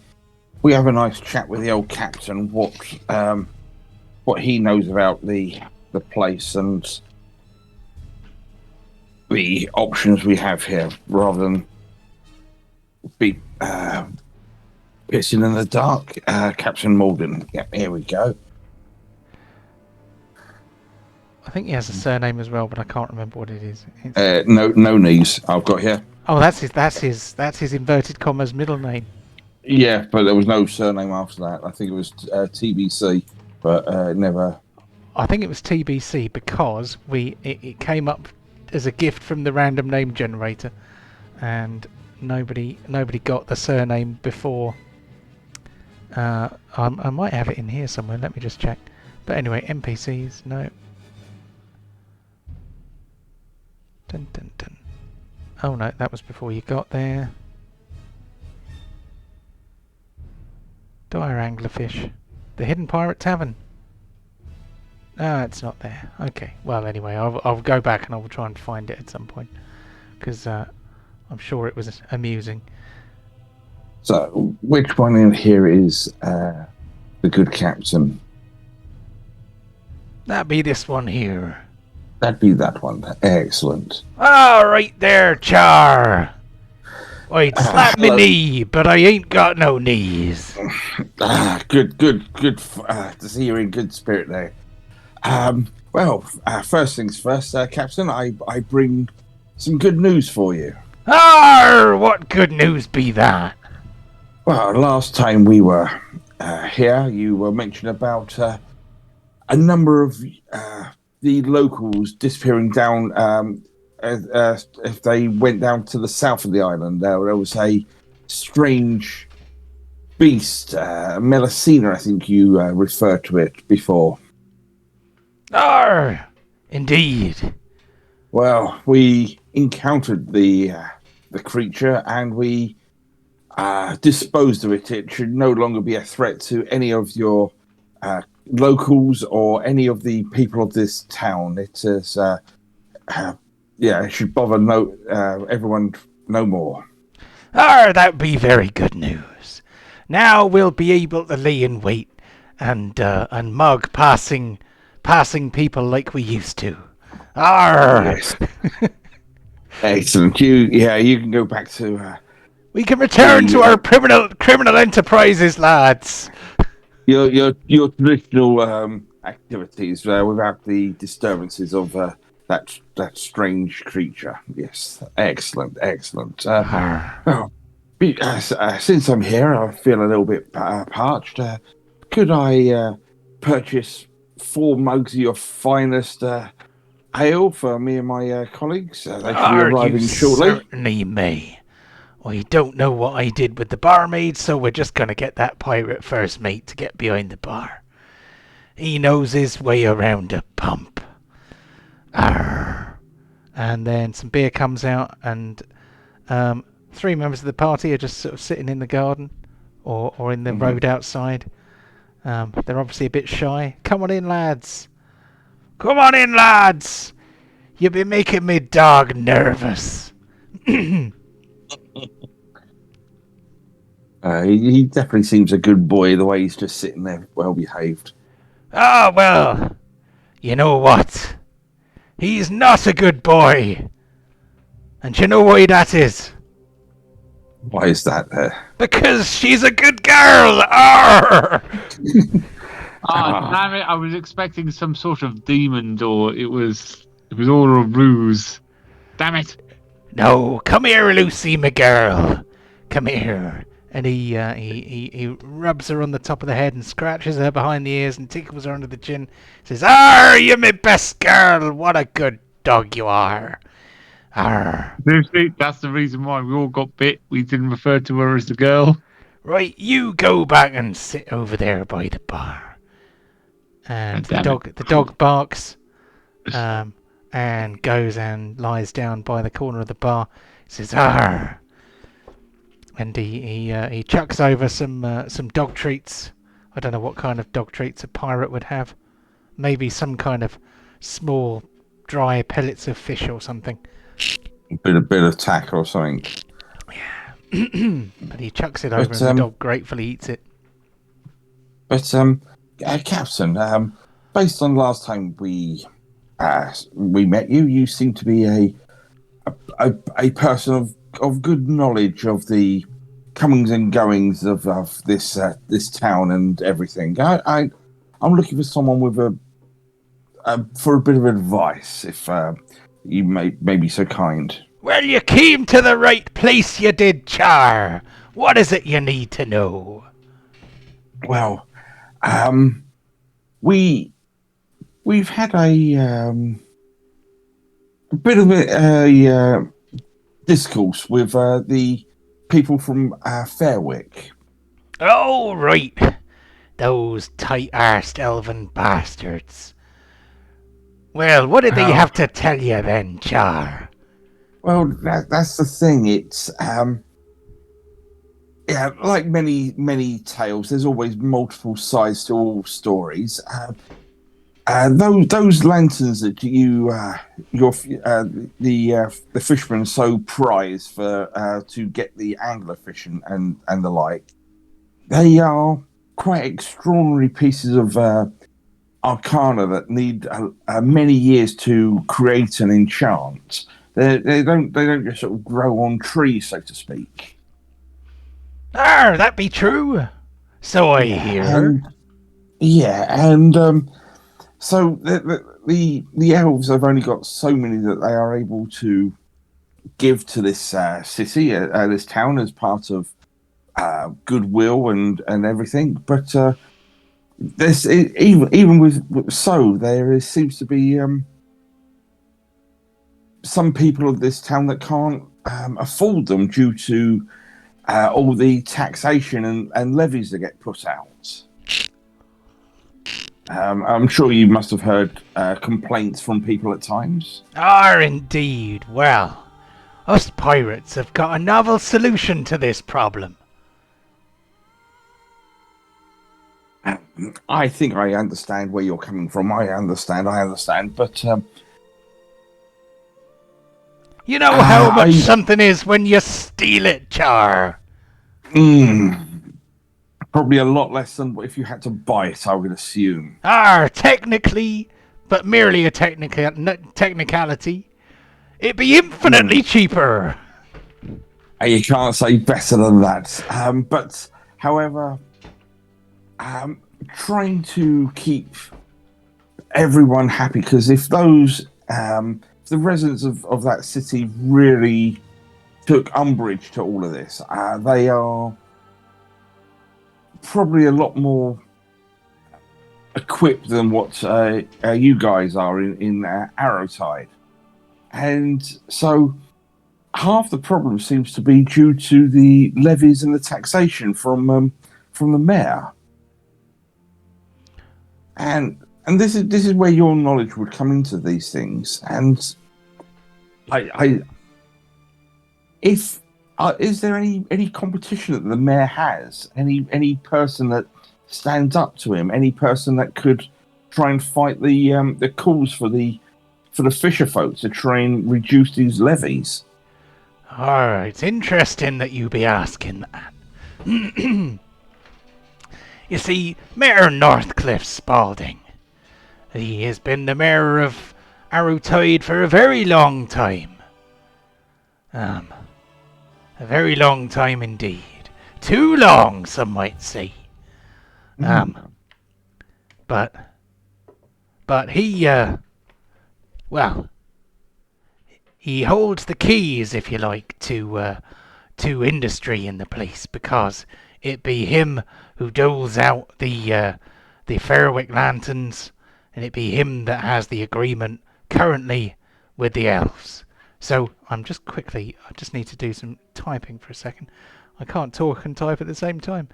I can't walk and breathe at the same time. So hold on. Where is it? Agreements with the elves. Names can always be changed on contracts. That is part of everyday life. People move on or change roles and things like that. That is, and I'm surprised it's not just allocated to the administration department of the town of Arrowtide rather than an individual. But that's by the by.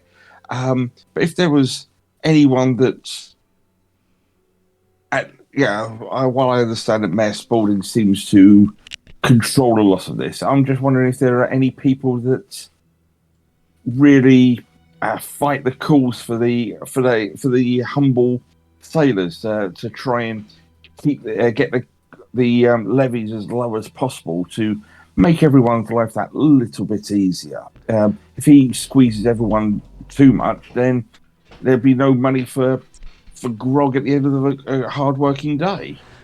You make a fair point there. You're It would be nice, wouldn't it, if the people had a little bit more copper in their pockets at the end of the day. Maybe even silver. Well, if you'd be looking for some competition for Mayor Northcliffe Spaulding, you probably need look no further than Whitlock Golden Tooth Norton. He's rather famous for his beautiful golden chomper. Right in the front row it is. And he has a smile like Asmodeus himself. When, well, you know, big bloody grin he's got. I've never had the opportunity to even see that Asmodeus. I have only heard the name in passing, but I get the drift of what you're referring to there. Whereabouts does Whitlock reside? Is there a particular bar I could find him in, or place of residence? More likely than not, you'll find Whitlock somewhere near the docks. He's got an office by the harbour because he inherited from his mother and father the lion's share of the fishing ships of Arrowtide.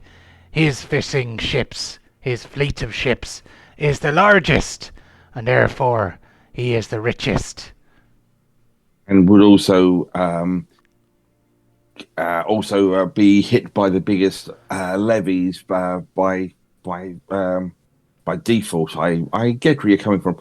As a individual, how do you find him? Is he fairly honest? Is he trustworthy?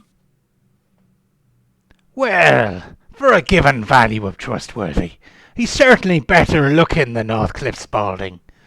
And I like to think, well, I tend to think that he probably treats his men a bit better than most sailor captains.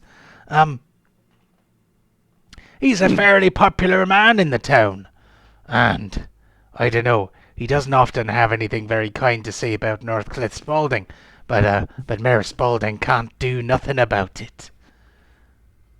He seems a person that I could do business with. Then it sounds an excellent opportunity there. So, no, I thank you very much, there, Captain. I knew you'd be the very person to have his finger on the pulse of this town and who I'd need to speak to. And I'm going to put down 5 gold pieces on the table, just sort of near him. Ah, you silver-tongued flatterer, Char.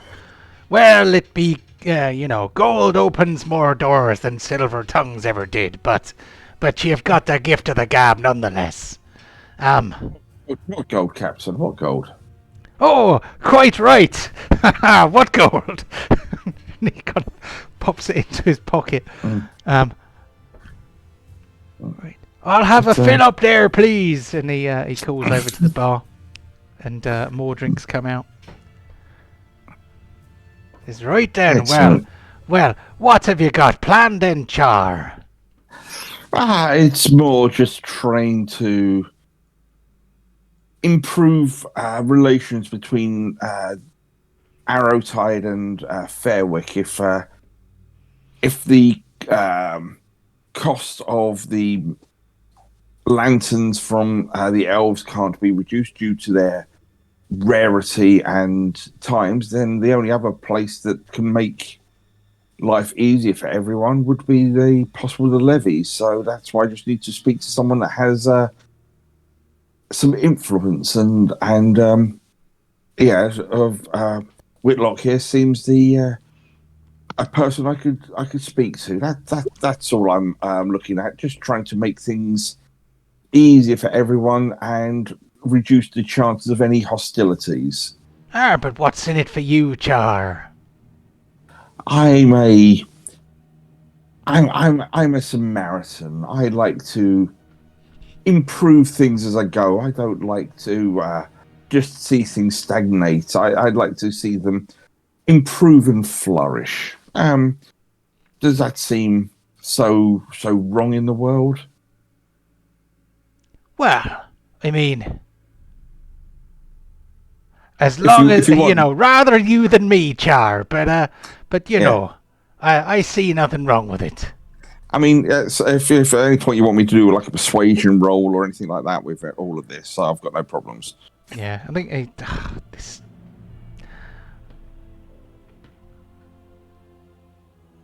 this guy's fine at the moment. He was quite happy to impart that information. You may, however, take an insight check if you like. Mm-hmm. Okay. So you think, yeah, he's not lying to you. But he may not be telling you the entire story.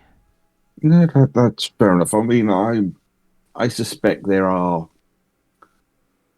shades to everything here, and that's fine. I mean, it's not as if I'm telling him everything completely gospel back to him. So there's a little bit of gamesmanship, and I'm happy to play that. But he's given me a pointer, and I can work with that, I think. Alrighty then.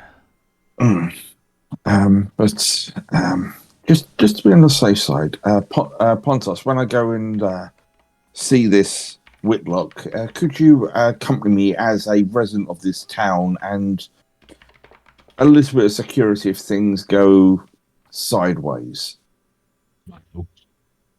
Do we know if the place we can meet him is within 30 feet of the wall?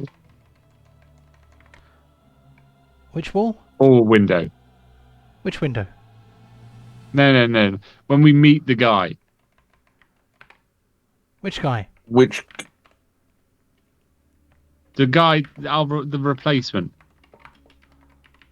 He doesn't work at the town hall. He works at an office near the docks. No, but that's what I'm saying. If we go and meet him, Mm-hmm. if I can try and get within 30 feet of him.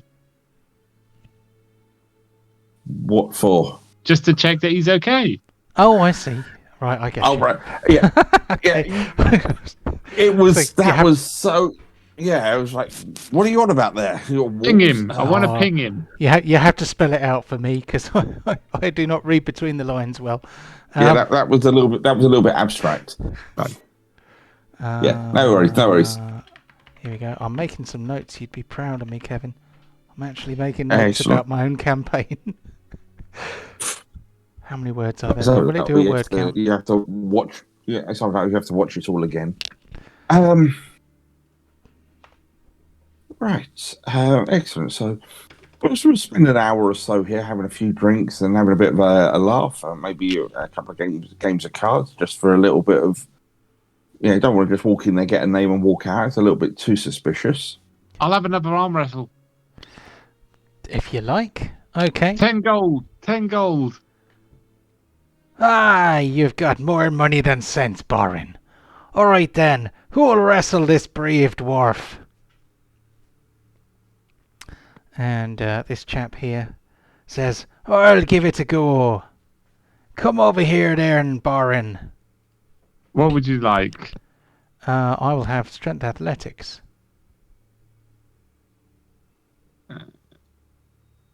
Skill. Athletics.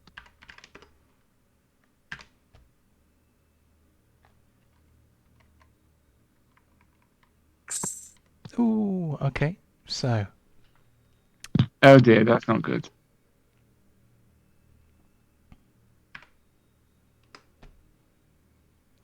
says, oh, bad luck there. Oh, best 2 out of 3. Best 2 out of 3. Best out of 3 then. What, double or nothing? Well, I thought the first one was last time we did this was best 2 out of 3. Well, you just said 10 gold pieces and threw them down on the table. Right. Right. Well, was it last time? It was same rules. Well, you need to you need to remind the DM of the rules. Okay, so are you going again? Yeah, 24. Oh, jeez. Okay. Oh, damn.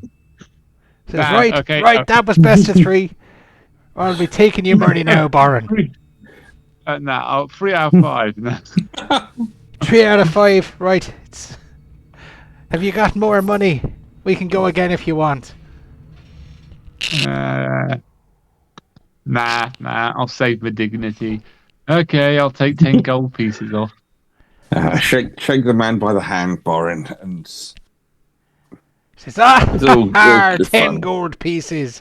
Ah. Well, it's the 10 gold pieces you gave me originally, so. Oh, yeah, it looked familiar. Yes. So he puts them back into his coin purse. And he says, He had his tooth marks in it. I can pay me tab now. So he goes over to the bar. Right then. So, Let's go and find a mayoral candidate. Yeah, let's see if we can locate this Whitlock Norton. so When we rather leave- than... Oh, go ahead, yes. Sorry. When we leave, obviously, we will not discuss what we've learned in the bar, but when we leave, we could discuss the possibility of poisoning his cigar plan. Yeah, I tell you what, let's say that you are now somewhere where no one can hear you.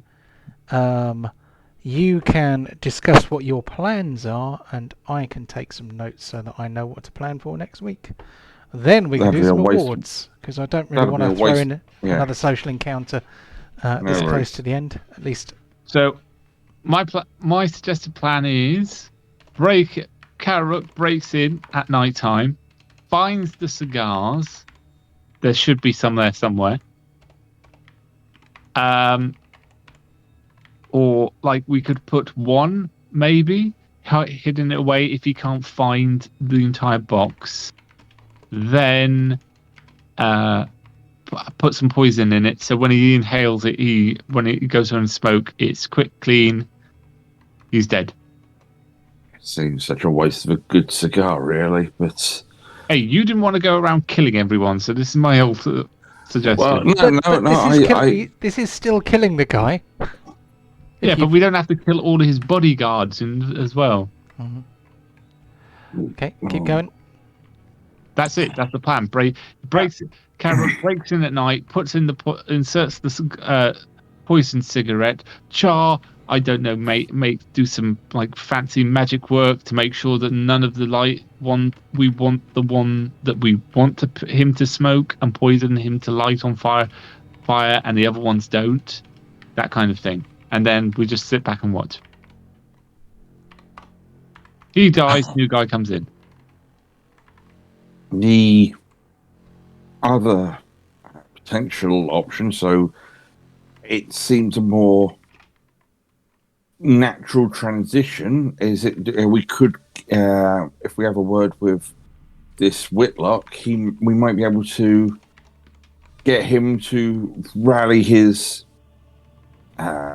sailors if he owns that much of a fleet, and we can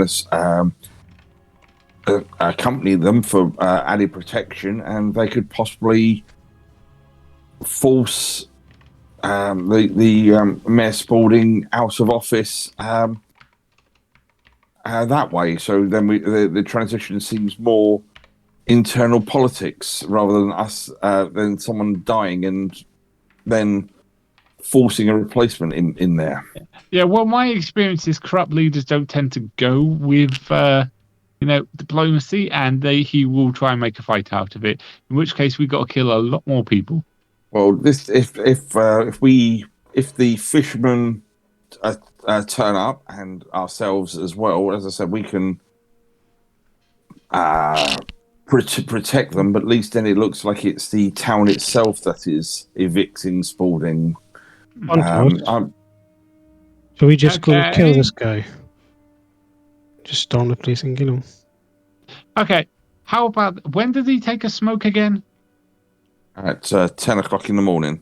In 10 o'clock in the morning. Okay, if we do the hidden cigar at night, have the people there by like 9, and if it doesn't work, when he goes out for a smoke, then he's dead.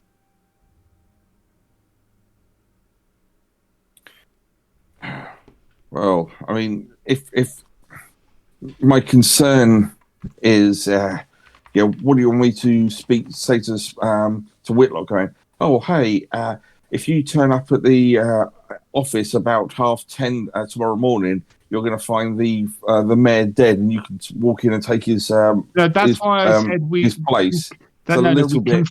We can't confront him before before he has the cigar. So if it doesn't work, we can back out without killing everyone. He has his cigar and then dies. Yes, but like I said, I'm wary of how much we tell Whitlock, because yes, he might quite happily take the advantage and for the promotion, but at the same point, knowing that we orchestrated an assassination, we are leaving ourselves. But we don't tell him about that. This is this is why I'm voicing how we got to be mindful of how we explain this to him. Yeah, if he just if you, I think you need to speak to Mayor Spalding tomorrow morning. Nudge, nudge, wink, wink. It's but it puts suspicion. That's all I'm saying. This is where we just need to be. We don't careful. have to tell him. We don't have to tell him about the cigar at all. But we'll do whenever he feels we need to go with him as backup. So we need to plan out wherever it is when he's going anyway. So the night before we do it. Okay. Well, the next question is: do any of you actually have any poisons? I'm going to leave that to our assassin, Carrie. I'm sure I can find some. There you go. So whilst you're staying up, Carrie can find some poisons. We can poison a cigar. Wait for whenever day he's ready to make the play. Night before the play, we put in the cigar. He shows up, makes the play. If it doesn't work, we pull out and let the cigar kill him. If it does work, there we go. We can just remove the cigar later. Okay. Well, I'll have a word with Whitlock and see if I can get him motivated to stand up against Spalding and the oppression that they are having from his levies, and we'll try and get him to make a move on this. I'm sure I can persuade him to at least attempt this. But and I think at this stage, I think that's about as much as until I've spoken to the guy and Carrot can try and find some poisons. That's about as much as we can really potentially do in the time frame. Or, while he is in his house, we break in, we separate his head from his body, and just give it to the new mayor.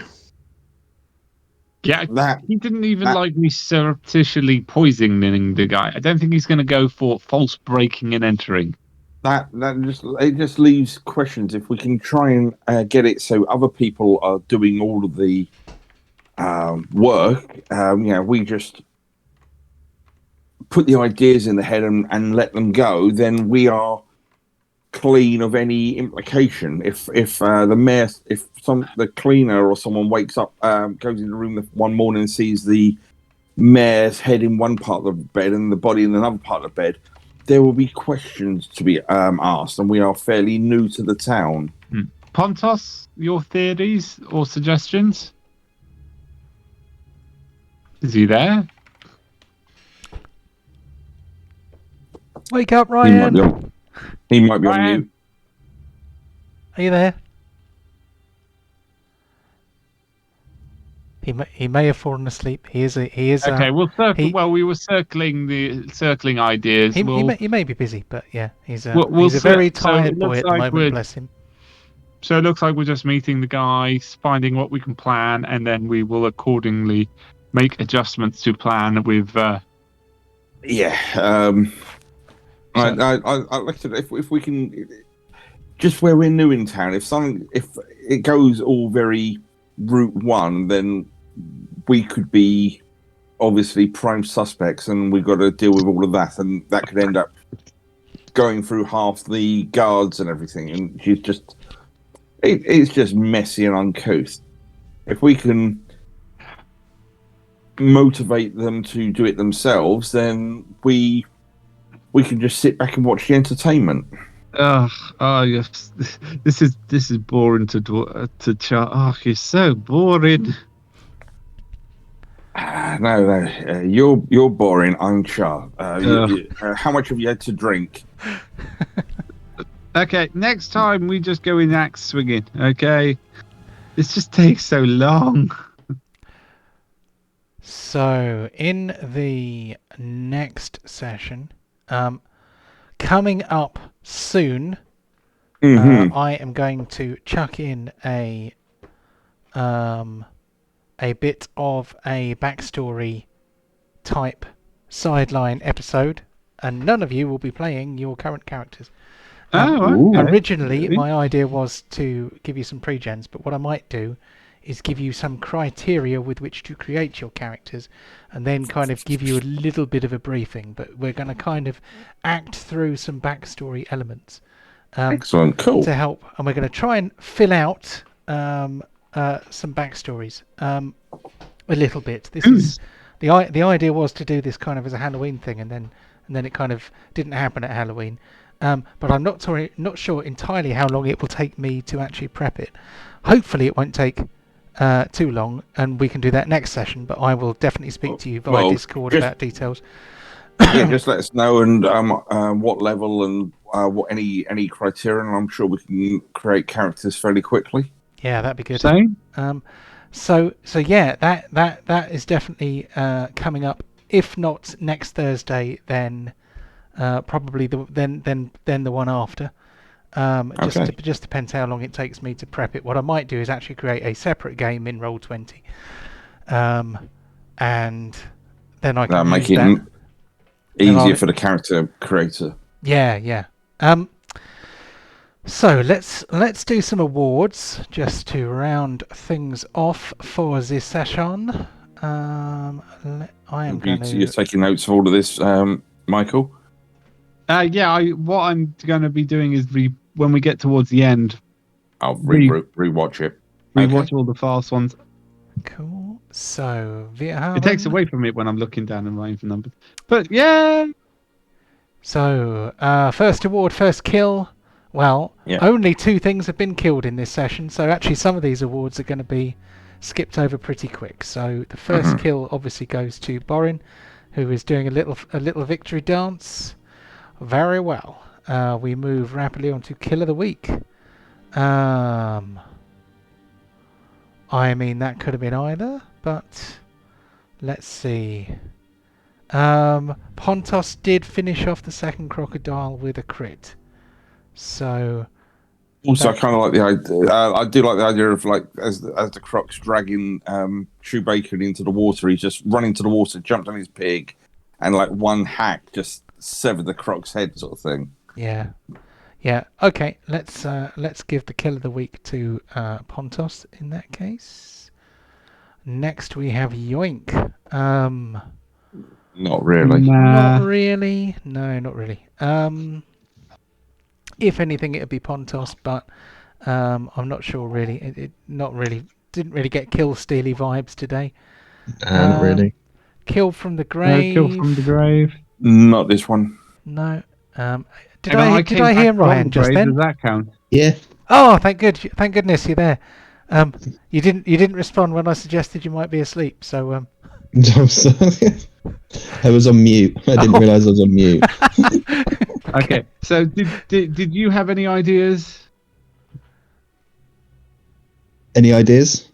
Yeah, about how you wanted to play it. You've heard all our plans? What did Pontos want to do? I will have to re-listen to that bit because I have the attention span of a gnat at the moment. I know there's a lot of talky bits. Char just prefers negotiation over combat. I like combat. Yeah, we're going to go and attack them next week. So yeah, we're just going to break into his house and chop his head off. Yeah. Cool. Well, that's what the Char doesn't like that theory. I just say we break in, make it look like a robbery, nick all his stuff, then kill him. Or the cigar one. If you want, I can burn his bloody house down and he's caught in an accidental inferno. It's not a problem. Just trying to not necessarily get the fingers pointing at us straight away. Yeah, we killed him. I don't see nothing. I'm sure they'll be fine. I'm sure no one would care. So damage dealer, far and away the highest single damage score goes to Pontos, who did 28 in one go, which was pretty good. Best supporting role. Nope. Not sure if that's appropriate today. No. Carrie got it last time for bringing me back from the dead, but Yeah. Fumble of fumble the of the week. That would only be Pontos. Yeah, Pontos is the only one who fumbled, so Fumble of the Week goes to Pontos. Role Player of the Week.